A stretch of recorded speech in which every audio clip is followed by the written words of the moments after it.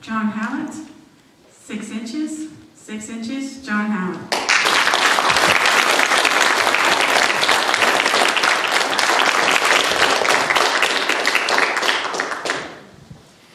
Have you ever seen those military movies where soldiers are jumping out of a plane, driving a tank, or flying a fighter jet? A few years ago I saw one and thought, the military must be exactly like the movies. It's not. Contest chair, ladies and gentlemen, I went off to basic training, all ready to become a fighter pilot, when I heard the drill instructor say, "Troops, first thing you're going to learn how to do is make your bed." I thought, how hard can this be? Well, the next morning we had a room inspection. Sergeant walked into my door, I came to attention. You could feel his eyes X-raying me. He stood so close I could smell his Old Spice. "Hal, by chance, did you shave with a hot rock this morning?" "No, Sergeant. Gillette Mach 3. A gift from my mom." Regretting the mom comment, he continued. "Shave with your mom's razor, huh, Hal?" "Too bad she didn't show you how to use it. You missed a hair on your chin." Unimpressed, he went to my bed. The military standard is to fold the white bed sheet back exactly 6 inches. Produced a ruler.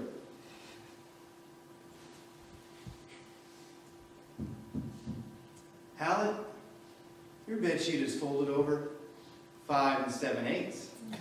How are you supposed to lead troops if you can't even make your bed or shave with your mom's razor?" I stood in silence thinking, this sergeant 6 inches is ridiculous. A couple years later I went to Afghanistan, and just as I thought, I didn't have to shave every day, didn't have to make my bed. Some days, I didn't even have a bed. One morning we were on a patrol and we took a shortcut. Not thinking much of it because we knew the area till the explosion. Soldier stepped on a mine, losing the lower portion of his leg. We applied a tourniquet and moved him a few hundred meters to where a medical evacuation helicopter could land. And in 40 degrees Celsius heat, waited.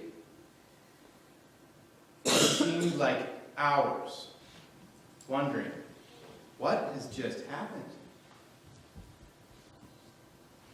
Finally, that helicopter came and left. We were about to continue when I heard, "Sir, 4 men down.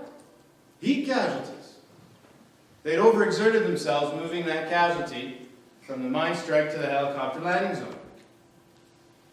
Low on water, we need to wait for another medical evacuation helicopter. About an hour later, we were ready to go when I heard, "Sir, the radio doesn't work. I think it's overheated." Out of water, we need to find a way to cool this radio before we could leave. Now, to give you an idea how hot it was, I'm a chocolate lover. Thinking I was pretty smart, I took M&Ms. Now in your mouth, not in your hand. Well, I pulled that packet of M&Ms out of my pocket, and the heat had actually melted the glue around the packet. So the M&Ms fell all over the ground anyways. How on earth were we going to cool the radio? Thankfully, we had a pretty clever medic who said, "Guys, let's surround it in cold compression packs. Small bags, when crushed, create a cold chemical reaction that are used for treating sprains." So we surrounded this radio with every compression pack we could find, and it worked. Cooled up enough to get us home. Back in camp, I was reminded of a line my grandfather always used to say. "John, experience is something you get 5 minutes after you need it."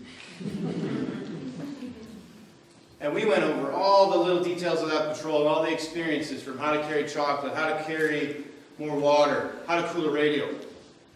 But the Afghan interpreter that was on our patrol said a line that hit me like a landmine. "John, it's interesting. We walk miles and miles in this country on patrol to fight this war. And many times, life in this war comes down to inches." I never thought much about inches in the war in Afghanistan until I wondered, What would that soldier give to have stepped just 6 inches in any other direction? Those little details are a big detail. Sergeant 6 Inches didn't care if I could make my bed or shave with Mom's razor. He wondered how I could be trusted to deploy on operations in Afghanistan if I could not be trusted to properly make my bed.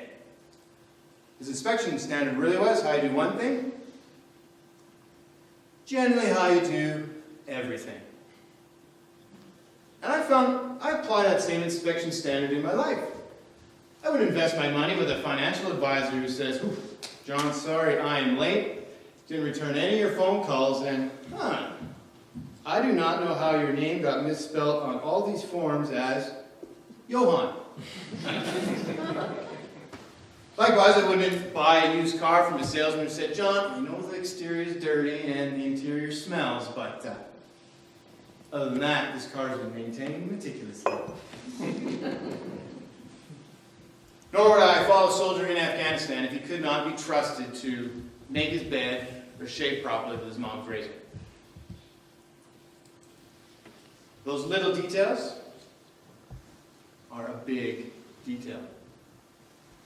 Sergeant 6 Inches, we're going to inspect you today. How do you do? Count history.